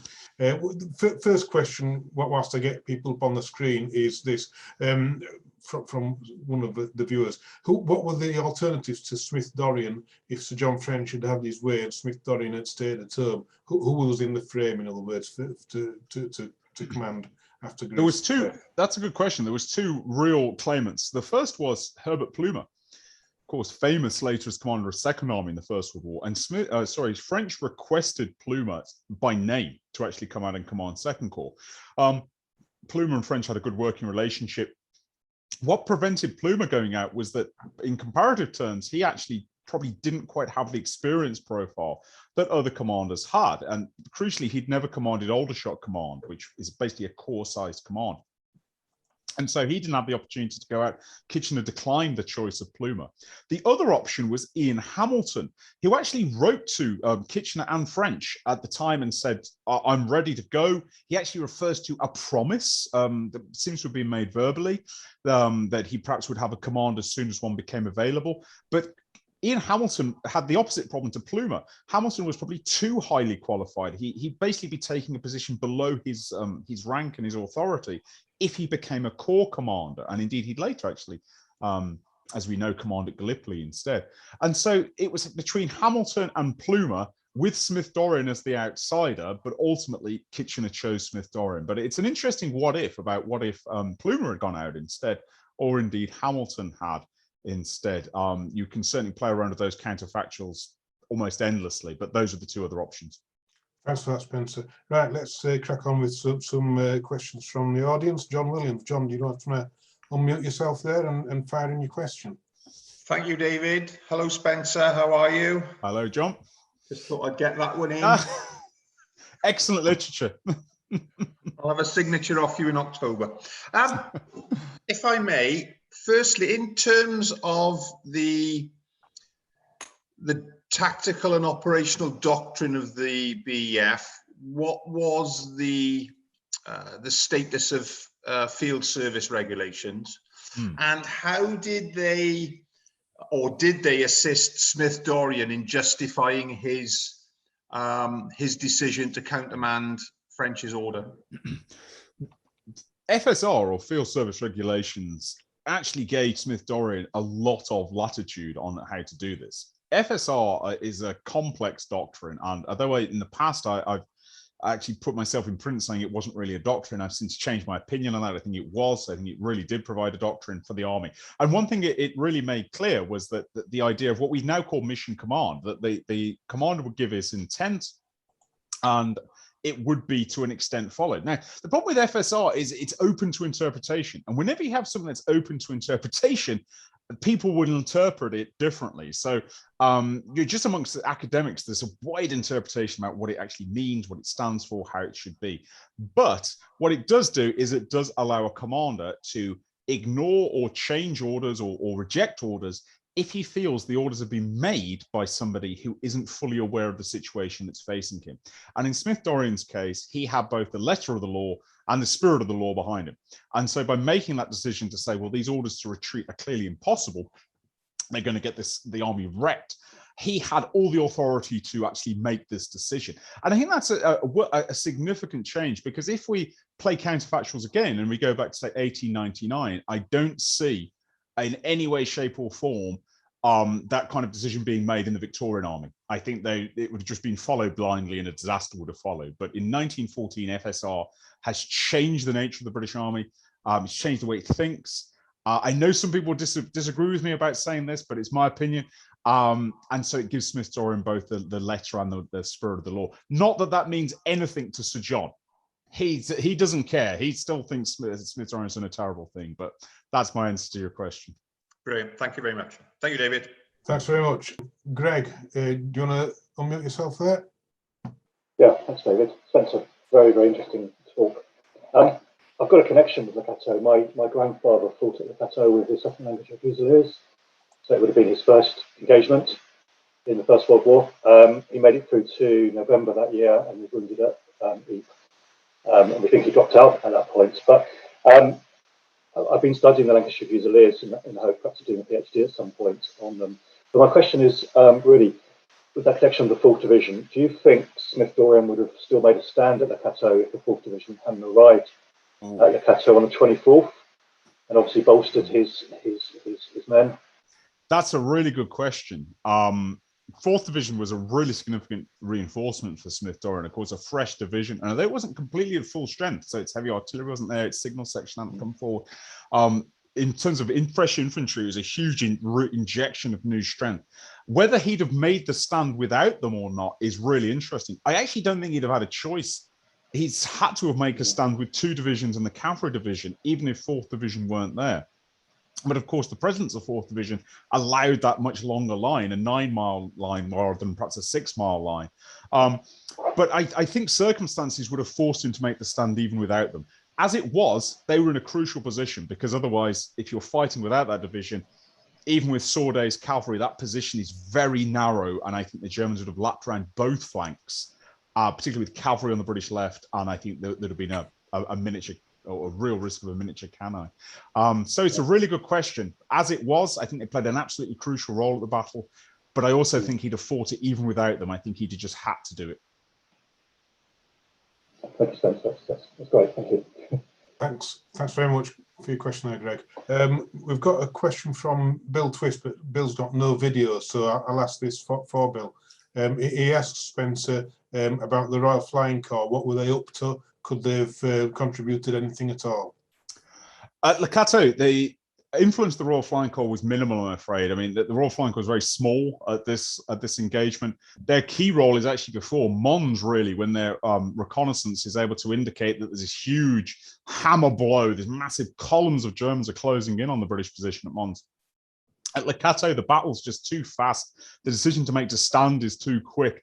And of course, there's no liaison really with the RFC at this stage. Later on, though, Second Corps and the RFC work very closely together in September during the advance over the Marne. And so there's a lot of success in that.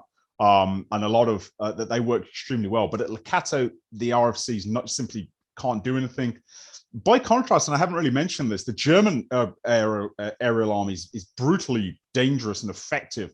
At Le Cateau, they're able to fly over British positions and drop streamers, silver streamers that descend very slowly in the air, which provide aiming marks for German artillery. Of course, you've got no voice-to-voice or Morse-to-Morse communications at this stage, but those slowly descending streamers indicate the presence of British artillery batteries.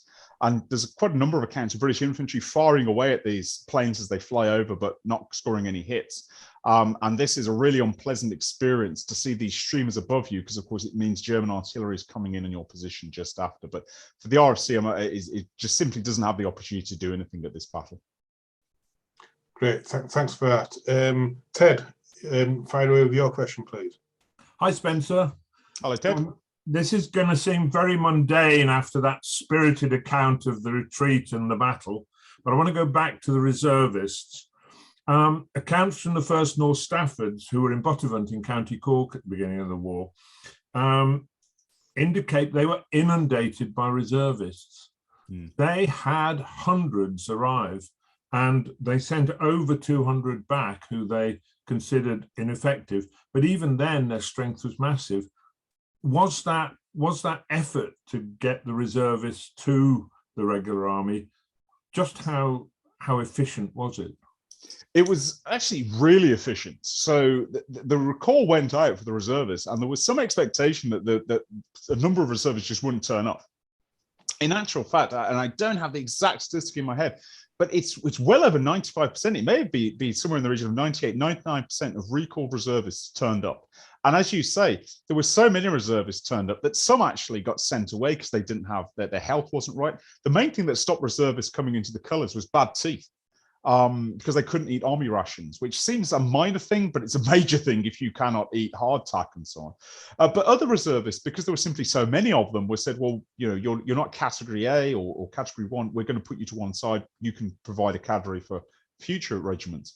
I think the total strength of the BEF's reservists in August 1914 that went to France is about 60% of the army. So a huge proportion are reservists. That's not unusual, though. And I think one thing that we tend to think of as British historians is, oh, that's very unique to Britain. It's not.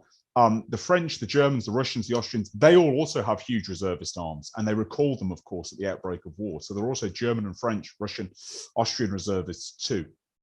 What I think we tend to forget, though, is with the British, we tend to think, oh, they're all really long service soldiers, they're all, you know, these bronzed veterans and so on. But perhaps somewhere between 40 and 60% of the army is actually reservists who've come from civilian life. Now, it doesn't necessarily mean they're not tough. You only have to read Frank Richards' book. He was, of course, a reservist, and he'd had a very tough life. He'd seen a lot of soldiering and a lot of hard work, and he was one seriously tough man. And he's recalled as a reservist, and he's extremely proud of his military skills. He's almost the epitome of a hardened reservist. But there were also others who were perhaps got a little bit soft, who got a bit out of shape and so on. And those are the ones who were going to really suffer in August 1914. Spencer, thank you for that. Thanks for your question, Ted. Dominica. Well, good evening, Dr. Jones. Thank you very much for another amazing talk. I have to say I'm a massive fan. On top of everything that you've shared with us tonight, I would like to ask about why were the 4th Division and the 6th Division held in the UK at the outbreak of war? So that's an interesting question that goes back to Lord Kitchener. So there was an outstanding plan that had been in some form or another from about 1911 up until 1914, that at the outbreak of the war, all 6 divisions and the cavalry division would go to war.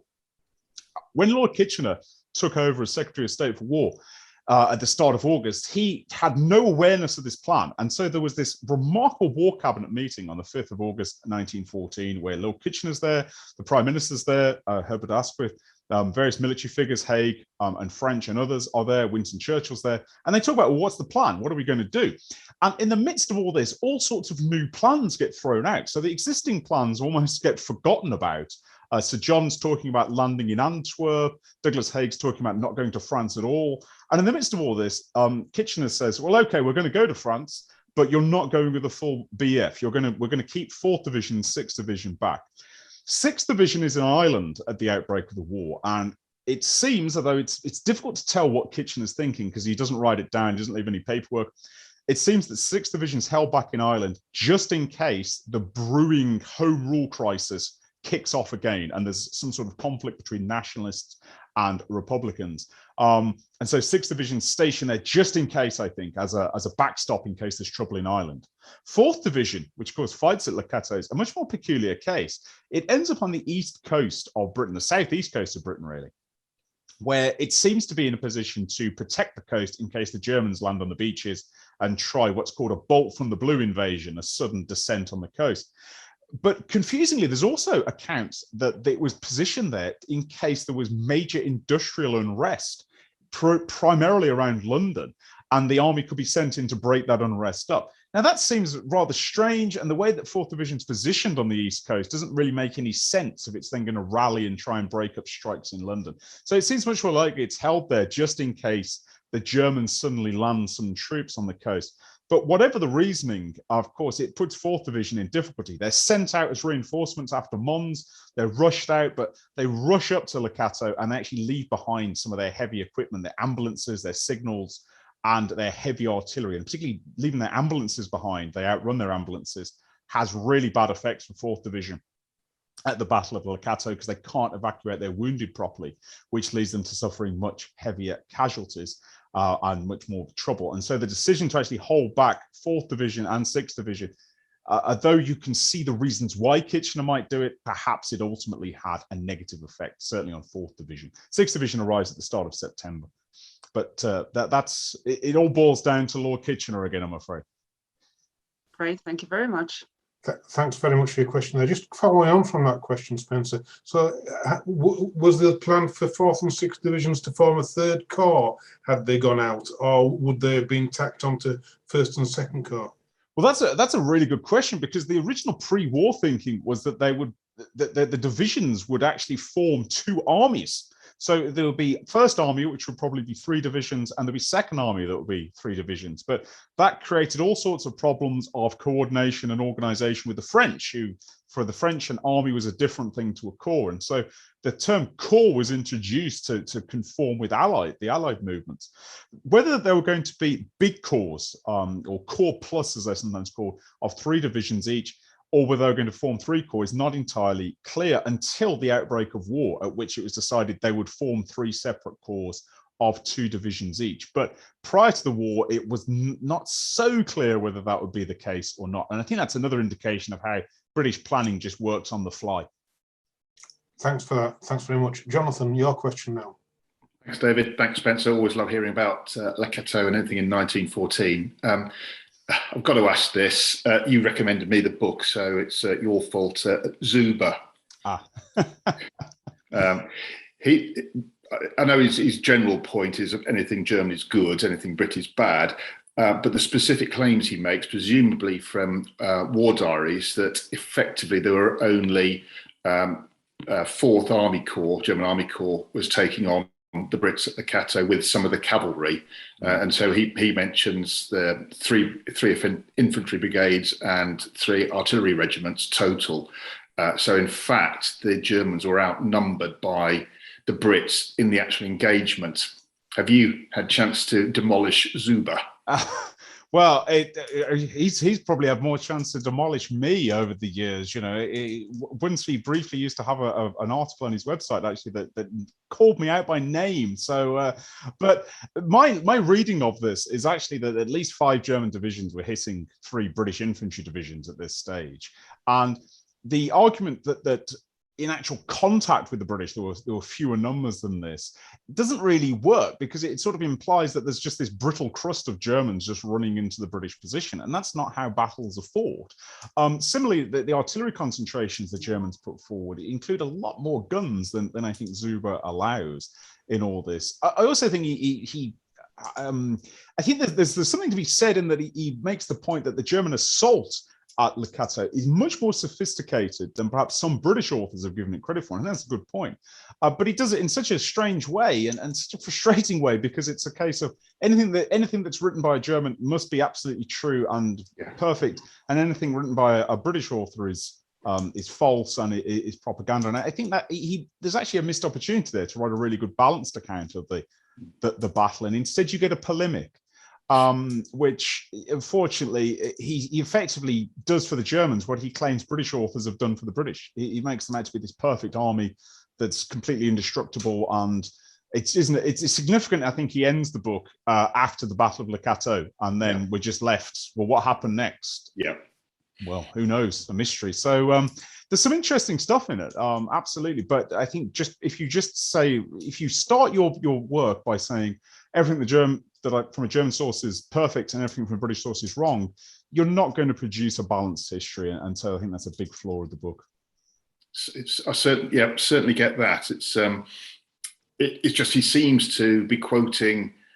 Well, I don't know if he had a chance to actually look at his examination of the primary sources, because he obviously claims that it's all from regimental diaries. I know there's obviously a big problem with regimental diaries being written in the 30s, with obviously the then political situation. But I just wondered if you'd actually managed to dig out any other German source. We really need a Jack Sheldon to do the German view, don't we, to get a more balanced view.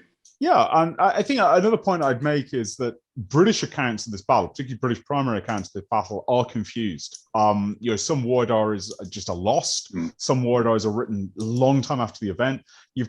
It's a confusing and intense battle. And even from British perspective, if you look at primary sources, you've got a real mix from war diaries to things like the famous Torgau history produced by prisoners of war in Germany and assembled in prison and then sort of sent to the historical section after the war. So it's a confusing battle, and trying to assemble it from various things is difficult. And for me, just using purely regimental histories is too clean.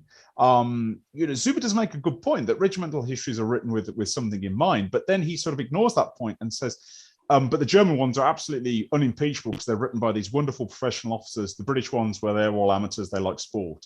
Well, you can't have one but not the other. There's got to be some sort of balance there. And I think it makes the battle look too clean and too simple. So unfortunately, I think that we're still awaiting the great book on this campaign. Great. Thanks, Spencer. Thanks, Jonathan. Mark, you want to only mute yourself? Thanks. Spencer, thank you for that. Le Cateau is probably my favourite engagement of the First World War, so I've been looking forward to this one. I'm just going to read something which you'll be familiar with, but just for other viewers, and that's French's first dispatch of the 7th of September, in which he said, I cannot close the brief account of this glorious stand by British troops without putting on record my deep appreciation of the valuable services rendered by General Sir Horace Smith-Dorrien. I say without hesitation that the saving of the left wing of the army under my command on the morning of the 26th of August could never have been accomplished unless a commander of rare and unusual coolness, intrepidity, and determination had been present to personally conduct the operation.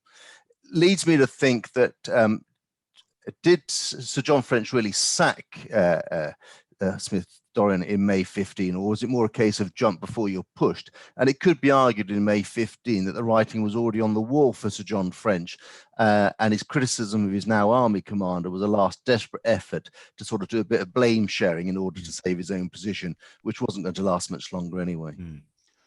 It's an interesting perspective. The dispatch of the 7th of September is a really fascinating one, and the circumstances in which it's written is worth mentioning because, of course, this is now the Battle of Mons begun. The Germans are starting to get turned back at the Mons. The campaign's changing, and clear that Second Corps, though it's had a bruising experience, has not been broken. And of course, the French has also been spruced up by Kitchener coming out and telling him in no uncertain terms, you're going to have to fight, you're going to have to stay in the line. And so the dispatch is written against that background, and French does have this very sort of mood swinging personality, and goes from deep pessimism to wild optimism and back again. And he's much more optimistic by the 7th September because the campaign's going differently. And he's willing to write a sort of some praise of Smith-Dorrien. He's also not really in a position to turn around and go, I think Smith-Dorrien's an idiot. Remember, the campaign is ongoing. He can't really publicly put that out. But behind the scenes, Sir John never ever forgives Smith-Dorrien. He continues to have problems with him right through the first Battle of Ypres, which is a difficult battle for Smith-Dorrien, and perhaps a subject for another talk. And then in 1915, as the work of Nick Lloyd has argued, Sir John French is absolutely gives Sir Douglas Haig's First Army a free hand, and everything's wonderful with them, but he constantly harangues Smith-Dorrien's Second Army up around Ypres. And so, and of course, he does tell Haig in April 15 he should have court-martialed Smith-Dorrien. So I think that it is, as much as the public pronouncement's very positive, I don't think privately French ever forgives Smith-Dorrien. I think that's an aspect of French's personality. In 1917, when he's commander of the Home Army, Maurice Hankey, the parliamentary secretary, who's a very shrewd judge of character and a very shrewd judge of things, he writes in his diary he cannot believe how vindictive an old man Sir John French has become. I would argue he's not become a vindictive. He may have become an old man, but he was vindictive years before. And I think his decision to get rid of Smith-Dorrien is almost a petulant act at a time when Sir John's own stock within politics and the military is low. He thinks, well, the least I can do is I can smash my hated rival and subordinate, and I'll get rid of him, which he does. And I think that the proof of that is the fact that Sir John, the moment the war ends, wants to renew this feud. A feud that more or less nobody cares about by this stage of the war. The war's over. A lot's happened since 1914, but as soon as he's got the chance, Sir John goes straight back after Smith-Dorrien. And to his, more or less to his dying day, Sir John can't understand why everyone's turned on him for this, which I think perhaps says something about Sir John's own view of the world. But I really do think there was a deep personal loathing between Sir John and Smith-Dorrien. Thank you. Thanks, Mark. David Snape, David, last question, because it's now knocking on for 9:45, so we'll have to call it a day after your question, David. Just unmute yourself. Thanks. Good evening, Spencer. Another tour de force as always. I'm interested in the sort of social relationships between the senior commanders. Haig, French, and Grierson were all Freemasons, and Smith-Dorrien wasn't. And I wondered if they moved in completely different circles. It's a good question, and it's largely beyond my expertise to answer it, because I think the social interaction between officers in the Victorian and the Edwardian army is, in some ways, it's a great grey area of military history, because we know they had these as a social circles. They say Freemasonry, London clubs, other associations, whether it's school or societies and so on, and that these could be very, very important to them. Whether the Freemasonry links greatly influenced their friendships or indeed lack of friendships, I don't know. What is significant is that the lingering effect, I think, because I can't really comment on the Freemasonry because I simply haven't studied it. What I can comment on is perhaps the lingering legacy of the so-called rings of influence of the Victorian army, where there was the ring of Garnet Wolseley and there's a ring of Lord Frederick Roberts. And French and Haig were both, to a greater or lesser extent, involved in the Roberts ring, which was triumphant at the start of the war. At the end of the Boer War and the start of the Edwardian period. Smith-Dorrien wasn't. Smith-Dorrien was not really closely associated with any particular ring. If he was in a ring at all, he was in the Kitchener ring, which was a smaller, more informal ring of the three, if it existed at all. And there's some dispute whether it existed. And he was more closely associated with Kitchener. The other thing that strikes me, having studied Smith-Dorrien a lot, is he was a very independently minded man. And he certainly had friends in the army, but he was quite a difficult man to be around because the temper, which I've mentioned, is explosive, combustible anger. And he certainly wasn't afraid to argue with people. He definitely was an independent, he was an outsider. And I think he consciously was happy to be an outsider. He was not necessarily a great social animal in the way that perhaps Haig and certainly French was a social animal. He loved socializing, perhaps a bit too much, enjoyed his socializing. So whether there's a deeper link with Freemasonry between them, I'm not sure. But certainly in terms of Smith-Dorrien as being a bit outside these circles, that's quite noticeable at this time. And that's partially because Smith-Dorrien could be a really difficult man to be around. You know, he'd lose his temper volcanically over the slightest thing. And that's not necessarily somebody you want to have dinner with or go and play golf with. So these are factors that play a role. But I think it also contributes to Smith-Dorrien's really intense independence of mind. He's absolutely not afraid to do his own thing. And if you look through his earlier career, his early career had almost been defined by not insubordination, but certainly standing his ground if he was ordered to do something that didn't quite fit his mode. In fact, perhaps the moment he really came into the Kitchener circle was at the Battle of Paardeberg, when he refused to press what looked like a fairly futile frontal assault, and actually more or less dared Kitchener to give him a direct order. And he said, "I'll do it if you give me a direct order, but I'm not doing it otherwise." And for somebody to do that in front of Lord Kitchener, when Kitchener was at its absolute prime and was a domineering and intense and by all accounts fairly overwhelming personality, I think tells you something about Smith-Dorrien's personality too. Even as a relatively junior brigadier, he was not going to be overwhelmed even by the great Lord Kitchener. So perhaps it owes something to Smith-Dorrien consciously being an outsider. I think it's a subject for future research, perhaps. Thank you. Thanks very much, David, for that. We're going to call it a day there, Spencer. That's been an absolute marvellous presentation, so thanks ever so much for that. I mean, we've touched on a number of subject matters which I think are absolutely fascinating. Le Cateau, obviously, but the Smith-Dorrien character as well. I mean, it would have been all so different had he had a Zulu spear in his back at Isandwell, of course. But I mean, that's been thoroughly fascinating. Ladies and gentlemen, if we just like to do a final round of applause for Spencer to show our appreciation, and I can confirm there's hundreds of hands going up. So Spencer, that was tremendous. Thanks ever so much. The next webinar, ladies and gentlemen, is 2 weeks today, the 30th of August, when we've got Rob Thompson come to talk about the secret move of the Canadian Corps down to Amiens, just prior to the Battle of Amiens in 1918. So that's one definitely not to miss as well. Spencer, I hope you've enjoyed it as much as I've enjoyed it, as much as everybody else has enjoyed it. Thank you very much. And it's now pretty late, so I think on that note, we'll say good night and stay safe. Thanks very much. Thanks, everyone. Mademoiselle from Armentières, parlez-vous. Mademoiselle from Armentières, parlez-vous. Mademoiselle from Armentières, she hasn't been kissed for 40 years. Hickey, picky, parlez-vous. Out of kicking Armentières, parlez-vous. Out of kicking Armentières, parlez-vous. Out of kicking Armentières, broke the spell of 40 years. Parlez-vous. The officers get